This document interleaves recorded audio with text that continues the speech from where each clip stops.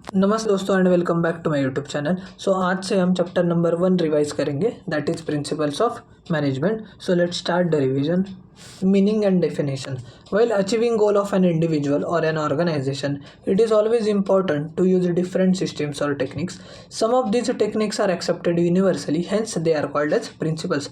हमें कोई भी गोल अचीव करना हो तो उसके लिए हम कोई टेक्निक्स यूज़ करते हैं। कुछ टेक्निक्स होती है जो यूनिवर्सली एक्सेप्टेड टेक्निक्स होती है, मतलब उसे सब यूज़ करते हैं, उसको हम बोलते हैं principles. It provides guideline to manager to conduct all organisational activities on specific basis. ये जो प्रिंसिपल्स है ये गाइडलाइंस प्रोवाइड करती है मैनेजर्स को, जो कि हमें बिजनेस के एक्टिविटीज़ मैनेज करने के लिए यूज़ करते हैं। It helps the manager to take effective decisions and to achieve organizational goals. In principles का यूज करके हम इफ़ेक्टिव डिसीजंस ले सकते हैं और हम अपने बिजनेस ऑर्गेनाइजेशंस के गोल्स अचीव कर सकते हैं। Principle is defined as a fundamental truth और proposition that serves as the foundation for a system of belief और बिहेवियर और a chain of reasoning. Principle मतलब एक फंडामेंटल ट्रूथ है, मतलब एक एक्सेप्टेड फैक्ट है, या प्रपोजिशन मतलब एक आइडिया या ओपिनियन है जिसका यूज करके हम हमारे बिजनेस ऑर्गेनाइजेशंस के गोल्स अचीव कर सकते हैं। नेक्स्ट जो पॉइंट है आज का हमारा, nature of principles of management. Management principles are formed to guide and influence the behaviour of employees. Management principles हमें गाइड करते हैं और हमारे एम्प्लॉयज़ का बिहेवियर इन्फ्लुएंस करते हैं। बिहेवियर का मतलब होता है बर्ताव। These principles insist on improving efficiency of organisational resources in terms of profit. इन प्रिंसिपल्स का यूज करके हम ऑर्गेनाइजेशन के रिसोर्सेज का इफ़िशियंसी इम्प्रूव कर सकते हैं। These principles are also focus on best coordination between superior, subordinates and all the members of organisation. ये प्रिंसिपल्स यूज करके हम एक्टिविटीज़ को कोऑर्डिनेट कर सकते हैं अच्छे से superiors, subordinates and members of organisations के बीच में। The nature of management principles is given. अब हम पढ़ेंगे कि प्रिंसिपल्स ऑफ मैनेजमेंट का nature. It is a universal application.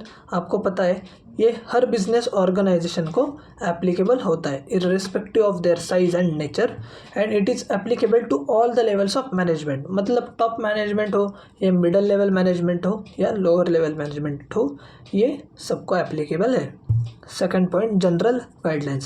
Management principles provide general guidelines in tackling the organizational situations wisely as well as in solving the problems. Management के जो principles है ये general guidelines है, जिन guidelines का इस्तेमाल करके हम organizational के डिफ़िकल्ट सिचुएशंस को टैकल कर सकते हैं। दे आर नॉट रिजिड, मतलब ये रिजिड नहीं है, हम अपने हिसाब से मैनेजमेंट प्रिंसिपल्स को बदल सकते हैं, मतलब हमारे ऑर्गेनाइजेशंस में यूज़ कर सकते हैं। Which management principles are to be applied depends on situation, size and nature of organisation. हमें कौन से मैनेजमेंट प्रिंसिपल्स का इस्तेमाल करना है वो डिपेंड करता है हमारे ऑर्गेनाइजेशन की साइज़, हमारे ऑर्गेनाइजेशन का नेचर और situation of business organisation. For example, when we say fair remuneration, the term fair can vary as per the nature, size and financial condition of the organisation.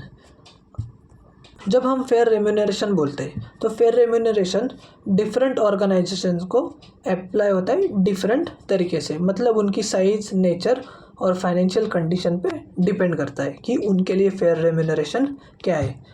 उसके लिए हम एक example से समझेंगे। For example, there are 2 types of organisations, एक large organisation और एक small organisation. Large organisation का टर्नओवर है 100 करोड़ रुपीज़, स्मॉल ऑर्गेनाइजेशन का टर्नओवर है 10 करोड़ रुपीज़। लार्ज ऑर्गेनाइजेशन के वर्किंग आवर्स है 10 hours per day, small organisation के वर्किंग आवर्स है 8 hours per day. Large organisation के फाइनेंस मैनेजर को सैलरी मिलती है 10 लाख पर एनम, और स्मॉल ऑर्गेनाइजेशन के फाइनेंस मैनेजर को सैलरी मिलती है 6 लाख पर एनम। देखो अभी लार्ज ऑर्गेनाइजेशन के वर्किंग आवर्स ज़्यादा है, उनका टर्नओवर भी ज़्यादा है, इसलिए उनके फाइनेंस मैनेजर को सैलरी मिलती है 10 lakh per annum. But small organisation का टर्नओवर 10 करोड़ रुपीज़ है, उनके working hours 8 hours per day और फाइनेंस मैनेजर को सैलरी मिलती है 6 lakh per annum. Small organisation के हिसाब से 6 lakh per annum fair salary है, और लार्ज ऑर्गेनाइजेशन के हिसाब से 10 लाख पर एनम उनके फाइनेंस मैनेजर की सैलरी फेयर है। नेक्स्ट जो पॉइंट है हमारा, principles are formed by practice and experiments. The management principles are developed gradually with throw research work. मतलब मैनेजमेंट के जो प्रिंसिपल्स है वो रिसर्च वर्क से डेवलप किए। ये सब मैनेजमेंट प्रिंसिपल्स एक साथ नहीं आए हैं, रिसर्च करके हमने वो मैनेजमेंट प्रिंसिपल्स को बनाया है। Next point, flexibility. Management principles are flexible in nature. आपको बताया मैनेजमेंट प्रिंसिपल्स रिजिड नहीं है, मैनेजमेंट प्रिंसिपल्स फ्लेक्सिबल है। It means they can be change और modified according to the situations. हमारे सिचुएशंस के हिसाब से हम उनको चेंज भी कर सकते हैं और उनको मॉडिफाई भी कर सकते हैं। Managers can be flexible while implementing principles to suit the requirement. हमारे बिजनेस ऑर्गेनाइजेशन के रिक्वायरमेंट्स के हिसाब से हम उनको यूज कर सकते हैं। Next point, behavioural in nature. Management is a group activity. आपको पता है कि मैनेजमेंट एक ग्रुप एक्टिविटी है, ये कोई इंडिविजुअल टास्क नहीं है। Management principles are design to influence human beings. Management principles क्यों डिज़ाइन किए? ह्यूमन बींग्स को इन्फ्लुएंस करने के लिए। These principles control a group of persons and direct them to achieve the objective. ये मैनेजमेंट प्रिंसिपल्स का इस्तेमाल हम ग्रुप ऑफ पर्सन्स को गाइड करने के लिए करते हैं, उनको कंट्रोल करने के लिए करते हैं। कंट्रोल करने के लिए मतलब उनके टास्क कंट्रोल करने के लिए करते हैं। And direct them to achieve the objectives. Management principles का हम बिजनेस के ऑब्जेक्टिव्स अचीव करने के लिए भी करते हैं। Next point, cause and effect relationship.